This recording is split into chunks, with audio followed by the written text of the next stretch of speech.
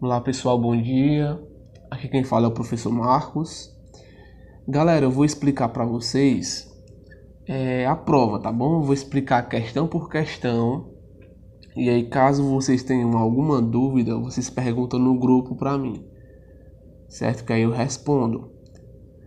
Vamos lá. A primeira questão, você vai apenas explicar o que é que a história estuda, certo? A história como ciência, o que é que ela vai estudar, certo? E aí você vai ter que lembrar como é que nós definimos história nas primeiras aulas. Será que a história ela tenta estudar a natureza, estudar os planetas? O que é que realmente a história ela estuda? Tá bom? Então tente procurar essa definição, a definição bem simples e bem rápida, tá bom? Na segunda questão, você vai ter um pequeno texto e aí o próprio texto vai falar que, lembra que eu falei o seguinte, olha, o historiador ele vai procurar pistas, que a gente chama de fontes. Essas fontes podem ser materiais. Professor, o que é fonte? O que são fontes materiais? São aquelas pistas, aqueles rastros, aquelas fontes que eu consigo pegar. Por exemplo, eu consigo pegar em fontes que são escritas. Eu consigo pegar, por exemplo, eu consigo pegar em um livro. O livro é uma fonte escrita, certo? Eu consigo pegar em uma tabuinha de argila onde tinha algumas coisas escritas dos povos da Mesopotâmia, do povo egípcio, do povo grego. Eu consigo tocar em uma caverna, certo? Então, tudo isso é uma fonte material escrita. Ele vai colocar lá embaixo, em seu trabalho, os historiadores utilizam fontes escritas, visuais, orais e materiais. Qual é a pergunta? O que é que você tem que fazer? O que é que você tem que responder? Você vai indicar alguns exemplos de fontes visuais. Algumas fontes que você pode ver, que eu consegui através daquela fonte entender aquela sociedade que a gente procura estudar, tá bom? Então você vai só falar, vai só citar algumas fontes visuais, tá bom, pessoal? Terceira questão. Na pré-história, encontramos diferentes fases do movimento humano, do desenvolvimento humano. O que que você vai fazer? Você vai apenas caracterizar a principal mudança que ocorreu do Paleolítico para o Neolítico, certo? Você não vai só apenas citar, você vai citar e você vai explicar. Ah, professor, eu acho que foi tal coisa. Eu sempre falo isso, que é a principal diferença entre o povo paleolítico e o neolítico. Qual é a principal diferença? Será que foi a criação da roda? Ah, professor, eu acho que é porque não tinha roda no paleolítico e teve a roda no neolítico. Será que é a cerâmica? Ah, é porque eu acho, professor, que não tinha cerâmica no paleolítico e agora o povo do neolítico começou a fabricar. E você vai perceber que não é isso. Foi algo muito importante, né, que aconteceu na passagem do paleolítico para o neolítico. O que é isso? Tá bom? Então você vai me explicar, você vai citar o que é isso e você vai explicar. Inclusive nós chamamos até de revolução. Revolução o quê? O que seria essa revolução? Tá bom? Vamos lá, quarta questão. Na quarta questão vai falar sobre os sambaqueiros.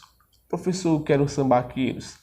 Eram povos indígenas que viviam nas praias, no litoral, ali onde hoje é o Rio de Janeiro, até o Rio Grande do Sul. Por que que eles eram chamados de sambaqueiros? Porque eles faziam montanhas de conchas, certo? De até 50 metros essas montanhas de conchas.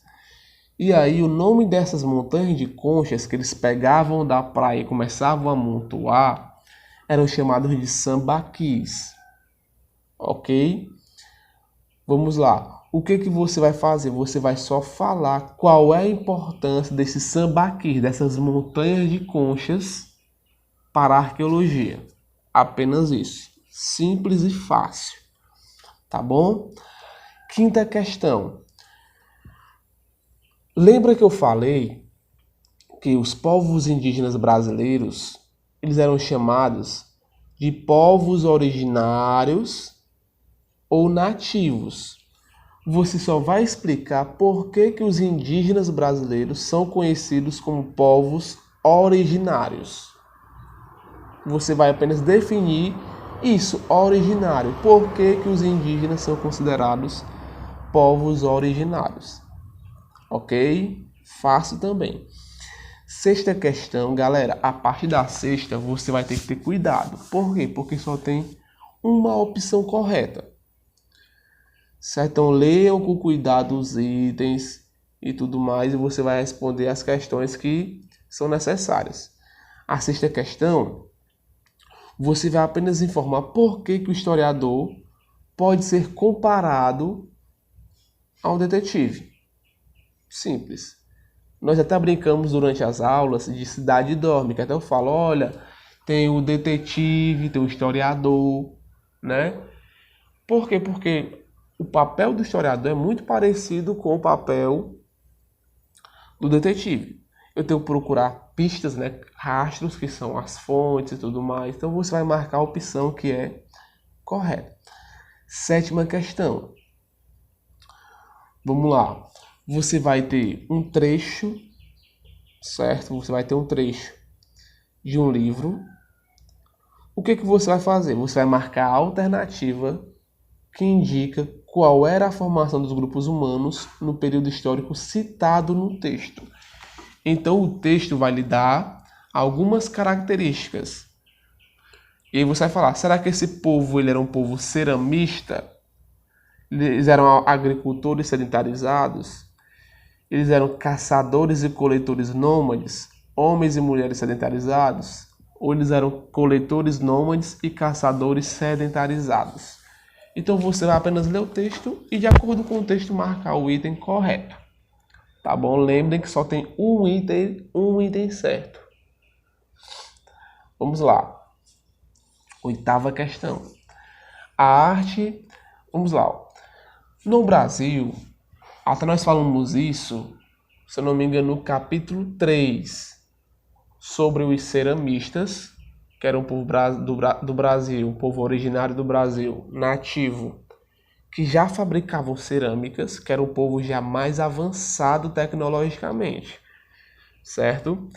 Nós tínhamos os sambaqueiros. Os sambaqueiros eram um povo nômade, né? Como a gente sabe, não tinha passado ainda pela Revolução Neolítica. Então vamos lá. Grupos ceramistas, como aqueles que produzem a cerâmica marajoara, caracterizavam-se por serem. O que que esse povo era? Será que esse povo ele era nômade? Os ceramistas? Será que os indígenas ceramistas do Brasil eles eram coletores? Eles eram caçadores? Eles eram sedentários? Ou eles eram sambaqueiros? Você vai marcar apenas o item correspondente, o item correto. Lembre que só tem um. Tá bom?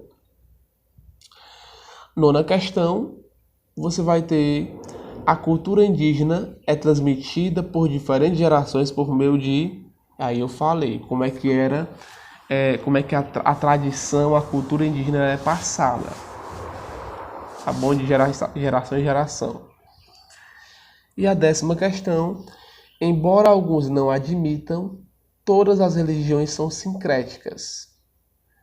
A pergunta da 10ª é o seguinte: por que que as religiões afro-brasileiras, aquelas religiões que os escravos trouxeram da África, né? Estou falando aqui de Umbanda praticamente, estou falando de Quimbanda, de Candomblé. Por que que essas religiões são consideradas sincréticas? Lembrem, sincretismo quer dizer mistura. Por quê? Certo? Você vai apenas marcar a opção correspondente a isso. Tá bom, pessoal?